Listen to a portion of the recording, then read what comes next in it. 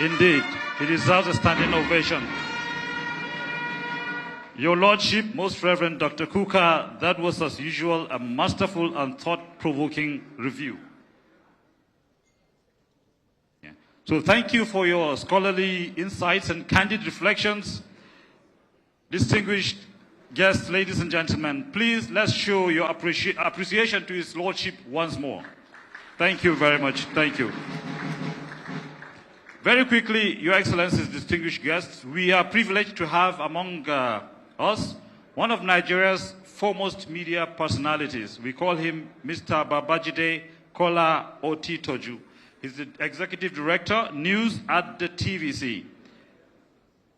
Otitoju, whose incisive political analysis has shaped public discourse for years, and at the very decisive moment that actually inspired the writing of this book, Babajide was one of the pawns of the chessboard of history, who through the instrumentality of his lenses documented a whole saga for the world to see and perhaps assess for themselves.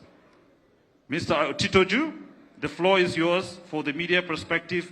For want of time, it could be a remark for 2 to 3 minutes so that we will quickly move on to the unveiling.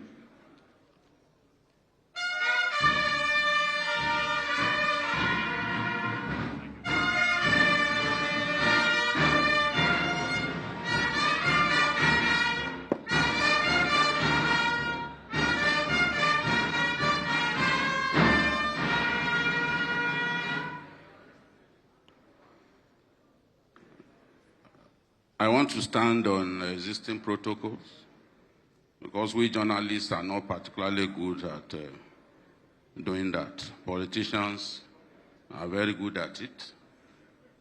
A politician can spend 10 minutes recognizing all the key people present at an event, because sometimes if you don't get recognized, you can take it personally. So I want to stand on the existing protocol, and I want to say that I'm happy to be back in Adamawa State after 4 years. I interviewed the governor. I went around at that time. I wanted to know who the Adamawa people will vote for. And everywhere I went,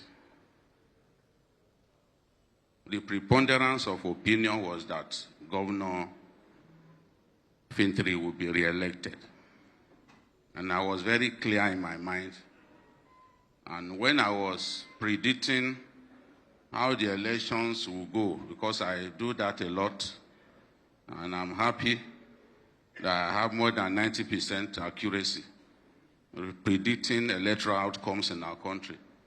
I predicted that Governor Fintiri will win, and win well. But one Sunday after the election, an apparently power-drunk INEC rec patently conceited decided that the opinion of the people did not matter. And he tried to punch above his weight category. It's like a bantamweight electing to fight in the heavyweight or super heavyweight position. That attempt at electoral brigandage failed. Because, see, let me tell you, we journalists get misrepresented, misjudged a lot. But on that day, we were on Journalist Hangout. It was live. We decided to go straight to Adamawa State. And we made it clear to Nigerians that this was an attempt to steal someone's mandate. I'm not ashamed to say that on that day, we stood by the people and we were not put to shame.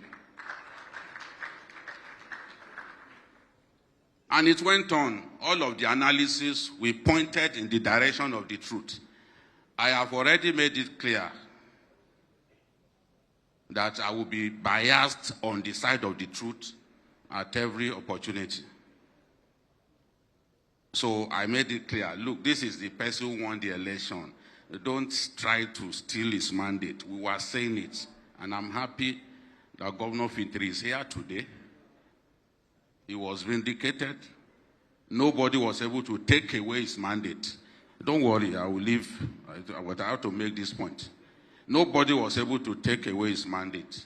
It is because we stood by him. So when you are talking about this book, the mandate could not stop. We at TVC, we at Journalists Hangout, we contributed to making it impossible to stop him. And that's the way it should be. We must have elections that we can hold up on our continent as good elections. We must have elections that reflect the will of the Nigerian people. That is the only way we can have good leadership. Because when politicians believe that the people don't matter, that whatever it is, they can decide to win an election, even in places where they are not popular, we will never have good governance. We will never have the right people to lead us. And I will say this in closing, that where our country is privileged and lucky to have a succession of good elections, maybe 4 electoral cycles that reflect the will of the people, governance will improve. Because politicians will realize that they are accountable to the people, that they can be removed when they don't work for the people.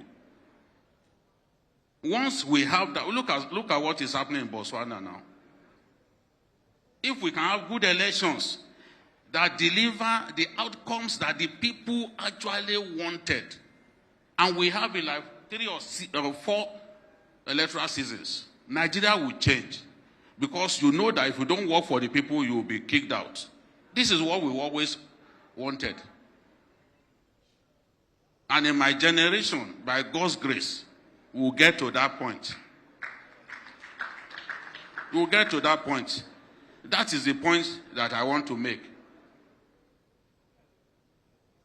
And in saying this, I'm not loyal to any political party. I don't have any, I don't even vote. I've not voted since 1999. So my own obligation is to speak the truth to political leaders, to politicians. Let's work for our people. Governor Fintiri, in closing, I will say that I've moved around. This time around, I did not even recognize some of the places they took me to. Because I'm just seeing fantastic roads, bridges all over the place. Whether the people like you or hate you, admit it or not, you have worked for the people. Kamu Suaiki. Kamu Suaiki. The Gaskene. You have worked for the people and you are giving yourself immortality. Those who work for the people, governors who work for the people, presidents who work for the people, they live on in their hearts forever. People must bear that in mind. Thank you. They gave me 1 minute, but I apologize for spending more than that. But you need to also apologize to me later, because I should have had more time. Thank you, my senior colleague. Thank you very much. Let's appreciate the Director of News, TVC, Babajide Kola, for his insightful remarks.